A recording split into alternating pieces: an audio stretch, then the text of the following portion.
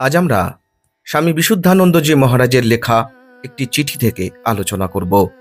আমরা যারা আধ্যাত্মিক পথে রয়েছি, বিশেষ করে যারা শ্রীরামকৃষ্ণ পরিমণ্ডলে দীক্ষাপ্রাপ্ত, তাদের অনেকেরই মনে হতাশা, নৈরাশ্য, বিষাদের ভাব সময়ে সময়ে আসে। তখন ঠিক কি করব বা কি করা উচিত আমাদের, সেরকমই একটি চিঠির উত্তর আজ আমরা জানব স্বামী বিশুদ্ধানন্দজি মহারাজের কাছ থেকে। পরম কল্যাণিয়া স্নেহের মা ইলা, তোমার চিঠিখানি পড়ে মনে খুবই কষ্ট হইল। তোমার মনে এত হতাশা, নৈরাশ্য ও বিষাদের ভাব কোথা হতে আসিল বুঝিতে পারিলাম না। যাহা হোক, এখন খুব বিশ্বাস আনিতে হইবে তিনি তোমাকে ধরে আছেন।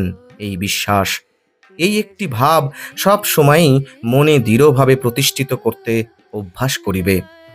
এই ভাবটি চিরন্তন সত্য, ইহার একটি অক্ষরও মিথ্যা নহে।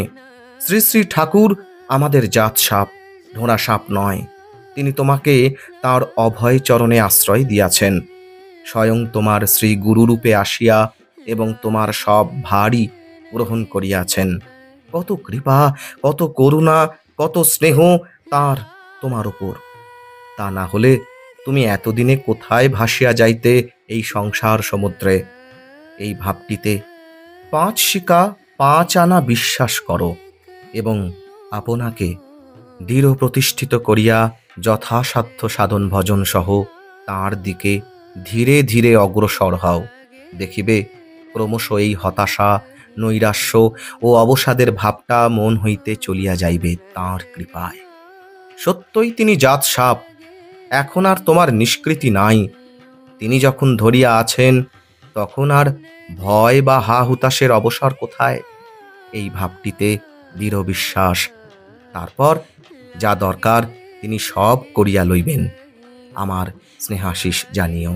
ইতি চির শুভানুধ্যায়ী বিশুদ্ধানন্দ।